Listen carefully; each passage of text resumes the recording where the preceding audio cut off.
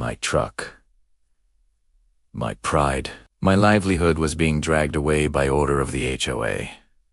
Their smug silhouettes stood in the shadows, arms folded, whispering and laughing as the vehicle's tires skidded. They had claimed it violated community aesthetics, a fabricated rule they loved to wield against me. My fists clenched as I watched years of sweat and work disappear into the darkness. They thought this humiliation would break me, that towing away my truck would leave me powerless. But what they didn't know was that this particular tow truck was mine. Years before this neighborhood war began, I had built my life around resilience. Long shifts, late nights, endless overtime. I poured every ounce of grit into providing for my family. That truck wasn't just a vehicle. It was the engine of my company, the tool that paid the mortgage and put food on our table. Moving into this house was supposed to be our reward, a safe haven after years of grinding. My kids learned to ride their bikes on this street. My wife planted her dream garden in the front yard.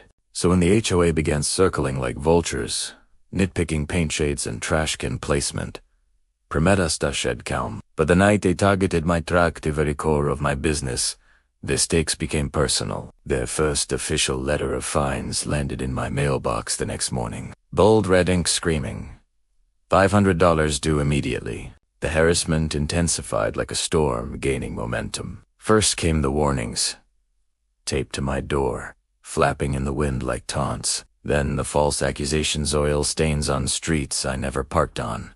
Grass they claimed grew too high, though I mowed weekly. Each fine smelled like fresh ink and arrogance, stacked in envelopes that felt heavier with every delivery. Neighbors whispered as HOA board members spread lies, painting me as reckless, unfit to live among them. At night, the roar of passing cars lingered too long, and once, I caught someone scattering nails across my driveway. The injustice got deep, not just against me, but against my family's peace. Every laugh from Corinda's self-appointed HOA queen sounded like glass shattering in my ears. They thought intimidation would corner me. They thought humiliation would silence me. But I had been quietly preparing for my own move. What they didn't realize was that I wasn't just any homeowner fighting alone. I was the owner of the very towing company they had contracted.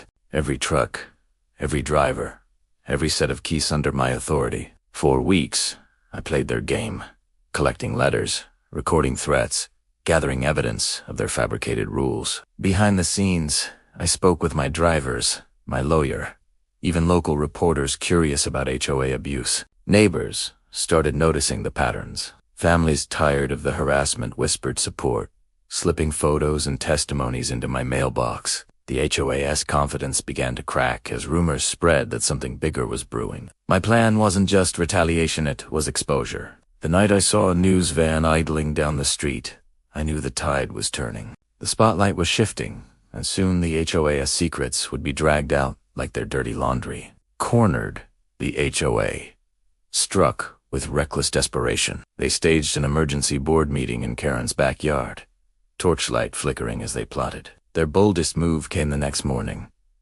A notice claiming my property rights were void, threatening foreclosure. And then, as if to cement their cruelty, they slashed the tires of my truck. But when they called for it to be towed again, the same driver they ordered turned, clipboard in hand, and asked me for instructions. Cameras rolled as I stepped forward, holding deeds, contracts, and signed statements. Their illegal meetings, falsified fines, and vandalism were all documented. With a single phone call, deputies arrived, lights flashing red and blue across the smug faces of the board. The HOA had wanted a spectacle. What they got was their own public unmasking.